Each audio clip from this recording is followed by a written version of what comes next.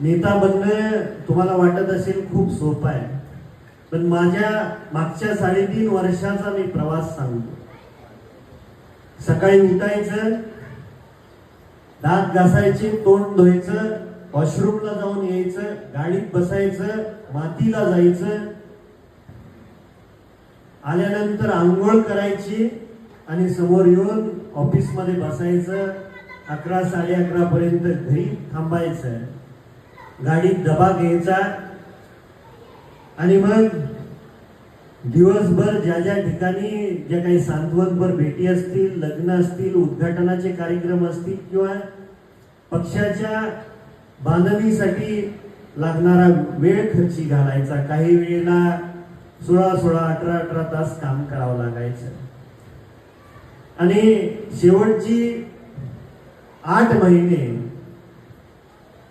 मला माहित होतं की उमेदवार कोणी असला तरी आपल्याला शेवटच्या महिन्यामध्ये जास्त कष्ट घ्यायचा आहे आणि मतदारसंघावरती लाल झेंडा फडकवायचा आहे.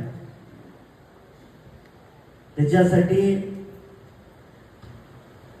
झोप आणि भूक ही आपल्याला बाजूला ठेवायचे शेवटच्या महिन्यात.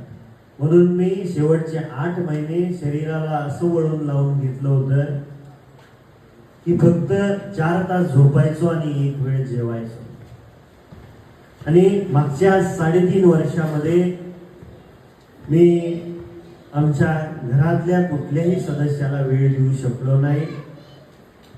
मागच्या 12-15 महिन्यापूर्वी जी मला झालेली मुलगी आहे तिला सुद्धा वेळ देऊ शकलो नाही. एवढं कष्ट फक्त स्वर्गीय आबासाहेबांच्या विचाराचा लाल बावटा फडकवण्यासाठी तुमच्या सोबत मी घेत होतो. हे सांगण्याचं कारण एवढंच आहे की प्रत्येकाला वाटतं की बाबासाहेब देशमुख आमदार झालाय, आमदार होणं सोपं नाही, पण त्या खुर्चीवर बसल्यानंतर किती कष्ट घ्यावं लागतं हे तुमच्यासारख्या कार्यकर्त्याला माहीत असणं गरजेचं आहे, कारण तुमच्या खूप अपेक्षा वाढलेल्या आहेत.